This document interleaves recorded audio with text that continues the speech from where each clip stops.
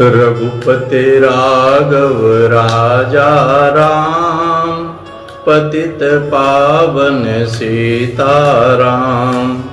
सीताराम जय सीताराम, भज प्यारे मन सीताराम। रघुपति राघव राजा राम, पतित पावन सीताराम।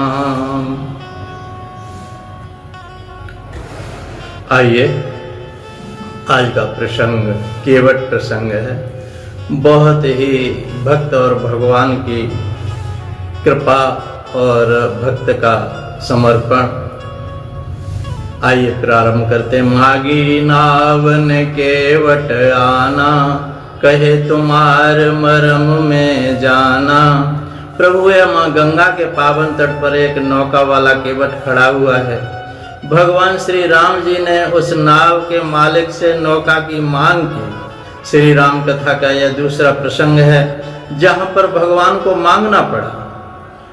जगत के सम्राट जिसके पास मांगते हैं, राजा लोग मांगते हैं, वह परब्रह्म परमात्मा एक भील से मांगते हैं कि हमें नौका दो, हमें उस पार जाना है। किंतु केवट ने इनकार कर दिया और राम को यह कहा कि मैं आपको अपनी नौका में नहीं बिठाऊंगा। आपका मर्म मैं जानता हूँ, मुझे आपके भेद का पता है। यह सुनकर श्री राम जी चुप हो गए। केवट छाती तान करके खड़ा हुआ है। गोराज भी कुछ नहीं बोल रहे। वे इतना तो कह सकते हैं कि श्री राम हमारे मेहमान हैं, उनके साथ ऐसी बात कीजिए। ऐसा बात क्यों कर रहा है? तेरी नहीं तो दूसरे की हम नौका मंगवा लेंगे। पर गोराज बिल्कुल चुप। संपूर्ण श्री राम कथा में केवल यही प्रसंग है जिसमें एक भील राम को कहता है कि मैं आपके मर्म को जानता हूँ, मर्म को जानता हूँ। आप विचार करें कि जिनके मर्म को ब्रह्मा विष्णु महेश तक न जान पाए, जिनके मर्म को देवता तक भी न जान पाते हैं, और 24 घंटे श्री राम के लिए अखंड जागरण करने वाले लक्ष्मण भी जिनके मर्म को नहीं जान पाए। प्रमाण है लक्ष्मण जी ने नहीं जान पाया। लक्ष्मण हुए मर्म न जाना, जो कुछ चरित रचा भगवान। जो लक्ष्मण भी नहीं जान पाते जिनके मर्म को, और ऐसे श्री राम की पहली बार मिलते ही एक गरीब भील निषाद कह रहा है कि मैं आपके मर्म को जानता हूँ। तुलसी बाबा जी कहते हैं कि जहाँ वेद वेदांत नहीं पहुँच सके, जहाँ देवता भी न पहुँच सके, वहाँ सरल हृदय का शुद्ध प्रेम पहुँच जाता है। शुद्ध प्रेम, परमात्मा के प्रति प्रेम की बहुत आवश्यकता है। श्री राम जी को इतने सचमुच में कौन बना दिया, सचमुच में मौन कर दिया भगवान को। गोराज क्यों नहीं बोलते? क्या घाट पर कोई दूसरी नाव नहीं थी? दूसरी नाव को बुला लेते कि राम को इस आदमी के साथ ऐसी बात करनी पड़ी। श्रृंगवेरपुर में तो बहुत से लोग नौका का धंधा ही करते थे। फिर दूसरी नौका को क्यों नहीं मंगाया गया? क्या कारण है? कौन सा मर्म है? ये आदमी जानता था। आप लोगों ने सुना होगा कि पिछली रात सारा श्रृंगवेरपुर जाग रहा था। पूरा श्रृंगवेर जाग रहा था। श्री राम और सीता सो रहे थे, लक्ष्मण और गोहरा चर्चा कर रहे थे। उसी समय केवट अपनी पत्नी के साथ नौका सजा रहा था। सारी बस्ती के सब नाविक अपनी अपनी नौका सजा रहे थे। ऐसे नाविकों के समूह में एक स्पर्धा शुरू होती है कि कल राम उस पार जाएंगे तब मेरी ही नौका में बैठेंगे।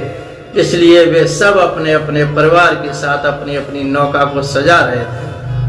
कोई नाव में फूलों की चादर बिछा रहा था, कोई नाव के टूटे हिस्से को ठीक कर रहा था, और कोई तो रंग लगा रहा था, तो कोई आम के पल्लव के तोरण लपेट रहा था। ऐसी एक स्पर्धा श्रृंगवेरपुर में शुरू हुई थी। क्या यह केवट भी ऐसा एक स्पर्धी था? सारी बस्ती के साथ नाविक अपनी अपनी नौका को सजा रहे थे। उसी समय केवट अपनी पत्नी के साथ नौका सजा रहा था। सभी को यह पता था कि कल श्री राम जी सामने किनारे दूसरे घाट पर जाएंगे, उधर से पार होंगे उस समय जाने के लिए नौका का उपयोग करने वाले हैं। और सबकी तीव्र इच्छा थी कि श्री राम मेरी नौका में ही बैठें। केवट एक गरीब आदमी था, उसकी नाव बहुत पुरानी थी, थोड़ी टूटी हुई थी, इसमें बिछाने के लिए कुछ भी नहीं था। केवट ने देखा कि इतनी सारी नौकाएं सजी हैं, उसमें मेरी नौका का नंबर ही कहाँ आएगा, मेरी नौका का नंबर ही कहाँ आएगा। और यदि श्री राम मेरी नौका में न बैठे तो इस जीवन का कोई अर्थ ही नहीं है। यही सोचकर केवट की आंखों में आंसू झरझर गिरने लगे। केवट की पत्नी ने विश्वास दिलाया, आप निराश मत होइए, आपका प्रेम सच्चा होगा तो प्रभु सभी नौकाएं छोड़ करके आपकी ही नौका में बैठेंगे। ईश्वर प्रेम का भूखा होता है। श्री राम जी बहुत दयालु हैं, कृपालु हैं। केवट ने कहा, देवी तुम्हारी बात सत्य है, पर गोहराज ऐसा नहीं होने देंगे। वे कहेंगे कि श्री राम जी मेरे मेहमान हैं अथवा अतिथि हैं, उन्हें ऐसी जर्जरित पुरानी नौका में नहीं बिठा सकते, मैं नवी नौका इनके लिए मंगवाता हूँ। पत्नी ने कहा, आप ऐसा क्यों मानते हैं, आप आखिरी स्थिति पर विश्वास रखिए ना। राम चाहे तो सभी की बुद्धि बदल डालें, सब प्रभु पर छोड़ दीजिए। ईश्वर चाहेगा तो पूरी सफलता मिलेगी। आप श्रद्धा व विश्वास रखिए, श्रद्धा विश्वास रूप लो। याभ्याम विरान पश्यन्ति सिद्धा स्वान्तस्तमीश्वरो। धर्म पत्नी के कहने पर नौका वैसे की वैसी ही छोड़कर पत्नी के वचन पर विश्वास करके केवट धनुष बाण लेकर के श्री राम जी की चौकीदारी करने लगा। ऐसा कि उसकी पहरा वहां लगाया जहां लक्ष्मण जी गोहराज को सत्संग संवाद कर रहे थे। उन दोनों का संवाद इस केवट ने सुना। लक्ष्मण जी गोहराज को बता रहे थे कि राम पूर्ण ब्रह्म है। केवट ने यह वाक्य सुना। लक्ष्मण जी ने कहा कि मन कर्म वचन से जिसको श्री राम चरण में प्रेम है वही दुनिया का सर्वोत्तम परमार्थी आदमी है, परमार्थी है, धर्मी है। यह बात केवट ने ग्रहण कर ली। दूसरे लक्ष्मण जी ने कहा कि यह श्री राम स्वयं ब्रह्म है, सामान्य मानव नहीं है। यह बात भी केवट ने अपने में मन में ग्रहण कर ली। इसलिए केवट को लगा कि यह चरणार बिंद को मैं पखार लूं और चरणामृत पालूं तो यह परमार्थ मुझे मिल जाएगा और ब्रह्म की प्राप्ति कर लूं। अब श्री राम मेरी नौका में कैसे आए, इसलिए अब मैं क्या करूं। परंतु इतनी सारी सजी धजी नौकाएं छोड़कर के मेरी जीर्ण नौका में क्यों बैठेंगे। श्री राम मेरी नौका में किस प्रकार आएंगे, इसके लिए क्या उपाय करूं। ये सत्संग जिसके जीवन में उतर गया उसका रास्ता ही बदल देता है, परमात्मा को प्राप्त करा के ही रहता है। रात्रि भर सोचने लगा, रात भर विचार करते करते तब एक उपाय सूझा। प्रातः हुआ, गोहराज लक्ष्मण जी से बातचीत पूरी कर खड़े हुए। जब वे उठकर जा ही रहे थे तब तक केवट ने उनके पैर छुए। गोहराज ने पूछा, भाई कौन हो। केवट ने कहा, मैं आपका सेवक हूँ महाराज। 1 वर्ष पूर्व आप शिकार खेलने निकले थे, उस वक्त कोई शिकार तो मिला नहीं, आपको बहुत प्यास लगी हुई थी। मैं लकड़ियों का गट्ठर उठाए वहां से गुजर रहा था। आपने उस वक्त मुझसे कहा था कि केवट मुझे पानी पिलाओ भैया, मुझे बहुत प्यास लगी। तब लकड़ी का गट्ठर एक तरफ रखकर मैंने आपको पानी पिलाया था। वह शीतल जल पानी पीने के बाद आपने यूं कहा था, हे केवट तूने अपने मालिक को शीतल जल से तृप्त किया है, मैं तुझे वचन देता हूँ जो मांगोगे वह आज दूंगा। बोलो क्या दूं। उस वक्त मैंने कहा था कि महाराज मैं आपका नागरिक हूँ, आपका सेवक हूँ, अथवा मदद करना है यह हमारा धर्म है। फिर भी आपने वचन मांगने का आग्रह किया है, विशेष रूप से किया है आपने। तब मैंने ऐसा कहा था कि वक्त आने पर फिर वचन मांग लूंगा। क्या वह प्रसंग आपको याद है भगवान। हाँ केवट जी याद है। जो प्रभु आज मैं आपसे वचन मांगता हूँ गोहराज ने कहा केवट जी, आज हमारे द्वार पर श्री राम पधारे हैं, तुम एक के बदले 2 वचन मांग लो। 2 नहीं प्रभु, बस एक ही वचन मांगता हूँ, जो आपसे लेना बाकी है मांगो। क्या चाहिए? आप श्री राम भक्त हैं, इसलिए वचन पालन करना होगा आपको। गोहराज ने कहा हाँ जरूर पालन करूंगा। महाराज आप इस गांव के मालिक हैं। केवट ने कहा आप इस गांव के मालिक हैं, आप जिसको जैसी आज्ञा देंगे उस आज्ञा का गांव के सभी आदमियों को पालन करना ही पड़ेगा। इसलिए आप एक काम कीजिए, सूर्य निकलने के पूर्व ढिढोरा पिटवा कर घोषणा करवा दीजिए कि आज प्रातः सूर्योदय से लेकर सूर्यास्त तक एक केवट के अलावा अन्य सभी को अपनी नौका गंगा तट पर लाने की कोई जरूरत नहीं।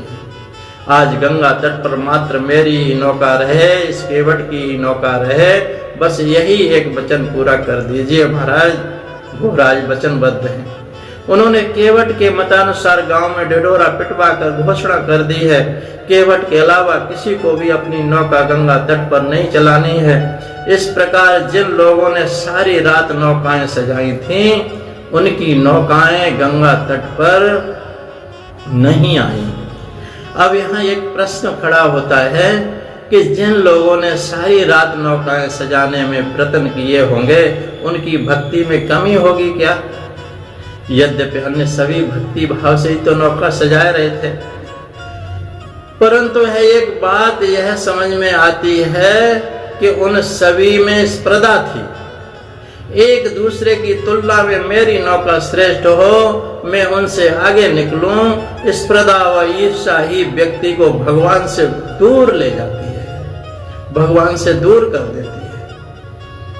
परिणाम स्वरूप ये लोग नौकाएं सजाने में ही रह गए, जबकि केवट नौका सजाने के बदले सारी रात राम दर्शन ही करता रहा और सत्संग सुनता रहा। सत्संग उसके जीवन में आ गया। श्री राम कथा सुनी अथवा लक्ष्मण जी से तत्व ज्ञान की बातें सुनी, परिणाम स्वरूप उसकी नौका का स्थान मिला। आज केवट के अलावा किसी की भी नौका गंगा तट पर नहीं है। गोहराज भी कोई दलील नहीं देते, कोई बात ही नहीं करते, क्योंकि घोषणा उन्होंने करवाई है कि इसलिए वे कुछ बोल भी नहीं सकते। इसका मांगी नाव न केवट आना। श्री राम जी ने केवट से नौका मांगी, केवट ने मना कर दिया। उसने कहा मैं आपके मर्म को जानता हूं, आपकी दूसरी नौका नहीं मिलने वाली है। आपके निषाद राज जी ही ढिढोरा पिटवाए हैं, इसलिए ये कुछ बोल भी नहीं सकते। दूसरी कोई नौका नहीं आएगी। आप कौन हैं? मैं आपको जानता हूं, वह भी मैं जानता हूं आपके पांव में कौन सी शक्ति है महाराज, मुझे पता है। और दूसरी मुख्य बात यह है कि भले ही मेरे साथ आपका पहला परिचय हो, पर मैं अच्छी तरह से जानता हूं कि आपको तैरना नहीं आता।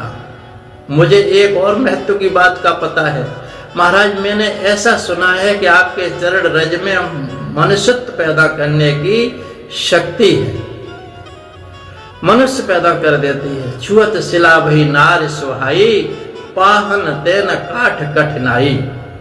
आपके चरण की रज में कुछ ऐसी खूबी है, ऐसी शक्ति है, वह पत्थर पर भी गिरे तो पत्थर में से ऋषि पत्नी उत्पन्न हो जाती है। भगवान जब एक कठोर पत्थर पर चरण रज गिरने से ऋषि पत्नी उत्पन्न हो गई, तो लकड़ी तो पत्थर से भी नरम होती है, उसमें भी लकड़ी की नौका पानी में रहकर ज्यादा नरम हो गई है। इसलिए उसको चरण धूलि का स्पर्श मिले, चरण धूलि का स्पर्श मिले तो अवश्य ही नारी उत्पन्न हो जाए। और महाराज नौका से यदि ऋषि पत्नी उत्पन्न हो जाए तो धंधा मेरा टूट जाएगा, चौपट हो जाएगा। यह नौका एकमात्र मेरी आजीविका का साधन है, मेरे परिवार का लालन पालन इसी नौका से होता है। फिर आपकी चरण धूलि के पड़ते ही मेरे घर जो भील स्त्री है वैसे ही भील स्त्री उत्पन्न हो तो कोई आपत्ति नहीं है। पर कानों से सुना है कि आपकी चरण धूलि से ऋषि पत्नी उत्पन्न होती है और वह बड़ी समस्या हो जाएगी। अगर ऋषि पत्नी उत्पन्न हो गई तो वह हमारे साथ नहीं रहेगी, न हमें छुएगी और न मेरे हाथों का खाएगी। इसलिए हमें नया मकान अथवा नई झोंपड़ी तैयार करनी पड़ेगी, कच्ची सामग्री आदि देनी पड़ेगी। इस तरह मेरी जिम्मेदारी बहुत बढ़ जाएगी महाराज, बहुत बढ़ जाएगी। किसी कारण बसात मुझसे भूल हो जाए तो साप भी दे देगी। प्रभु मुफ्त में मैं ऐसी खतरा मोल नहीं लेना चाहता। केवट ने बहुत अच्छी बात की महाराज, इसके सिवाय और भी कोई धंधा में मुझे नहीं आता है। आदमी को बिठाना और सामने किनारे पर उतारना, बस इतना ही जानता हूँ। प्रभु आज एक मैंने सबको पार कराया है, आज तक मैंने सबको पार किया है, सबको पार किया है। डुबाने का प्रश्न नहीं होता, चाहे गंगा भरी हो चाहे न भरी हो, हम मजदूरी लेते हैं परंतु पार लगा देते हैं, डुबाते नहीं है किसी को भी। नहीं तो लोगों की प्रवृत्ति विचित्र होती है, रुपए लेकर मान सेवा का दिखावा करते हैं। ऐसा गांव में बहुत होता है। एक गांव है, वहां का रास्ता बहुत छोटा व सकरा था। उसी रास्ते में से कोई एक परदेसी निकला, उसकी कीचड़ वाले रास्ते में उसकी गाड़ी फंस गई। गाड़ी वाला जितना निकालने का प्रयास करे उतना ही गाड़ी कीचड़ में धंसती जाए। अब मोटर वाला मदद के लिए आवाज लगाया। आसपास के खेत में से 2-4 लोग आए और मोटर को धक्का देकर के बाहर निकाल दिया। मदद करने पर मोटर वाले ने 50-50 रुपए सबको दिए और कहा, आप लोग न होते तो आज इस वीरान क्षेत्र में कौन मदद करता। गांव वालों ने बड़े प्रेम से पैसे ले लिए। जाते जाते मोटर वाला पूछता है, भैया आप लोग गांव में रहकर कौन सा धंधा करते हैं। लोगों ने कहा, बस यही गाड़ियों को धक्के मारने का काम करते हैं। अगर कोई गाड़ी अपने आप निकल जाए तो हम पानी डालकर कीचड़ और कर देते हैं यहाँ पर, और गाड़ी फंस जाती है। फिर गाड़ी वाला चिल्लाता है, हम लोग फिर उसकी मदद के लिए आ जाते हैं। केवल गांव में हमारा यही धंधा है। हमारे कहने का तात्पर्य यह है कि ग्रामीण क्षेत्रों में ऐसे लोग बहुत होते हैं। अतः केवट ने कहा, भगवान मैंने सबको पार लगाया है, इसके सिवा मुझे और कोई धंधा आता ही नहीं है। महाराज दूसरी बात स्पष्ट कर दूं कि आपको अगर इस नौका में बैठना हो तो चरण धोकर आना पड़ेगा। प्रभु सत्य कहूं, आपकी चरण रज पर मुझे बिल्कुल भी भरोसा ही नहीं है। मैं एक बात आपसे और कह दूं कि गंगा पार कराने का पारिश्रमिक उतराई में लूंगा ही नहीं, आपसे कुछ मजदूरी नहीं लूंगा अपनी। महाराज जिन्होंने साधु का वस्त्र पहना हो उनसे हम पैसे कभी नहीं लेते, उनकी सेवा ही करते। इसलिए प्रभु यदि आप पार ही जाना चाहते हैं तो आपको नौका में बिठाऊंगा तो सही, पर आप अपने चरण कमल को धोने की आज्ञा दे दीजिए हमें। चरण पखार लूं मैं, और मुझे विश्वास हो जाए इसके बाद ही मैं आपको नौका में बिठाऊंगा। और यदि मेरी मांग स्वीकार न हो तो एक रास्ता मैं बता देता हूँ, एक रास्ता बता देता हूँ, अब चले जाओ। यही घाट ते थोर के दूर अहे कटे लो जल थाह दिखइयो जी, पर से पग धूर तरे तरनी घरनी घर क्या समझियो जी। और तुलसी अवलंबन और कछु लड़का के भांत जियो जो, बरुमारिय मोह बिना पग धोए, हाँ नाथ नाव चढ़यो जो, हाँ नाथ नाव चढ़यो जो। प्रभु गंगा के किनारे किनारे पैदल चले जाइए। जब बहुत दूर चले जाएंगे, थोड़ी दूर जाएंगे, तब वहाँ पानी कम मिलेगा आपको, कट के बराबर, कमर के बराबर। पैदल ही पार कर जाएंगे। और आपको एक बात और बता दूं, मैं ये अच्छी तरह से जानता हूं कि आपको तैरना नहीं आता प्रभु, आपको तारना तो आता है, आपको तैरना नहीं आता। यह सुनकर श्री राम चुप हो गए और भक्त और भगवान का प्रेम भरा प्रसंग आगे के भाग में और सुनेंगे। बोलो भक्त वत्सल भगवान की जय। जय जय सिया राम, जय जय श्री कृष्ण, जय जय श्री राधे।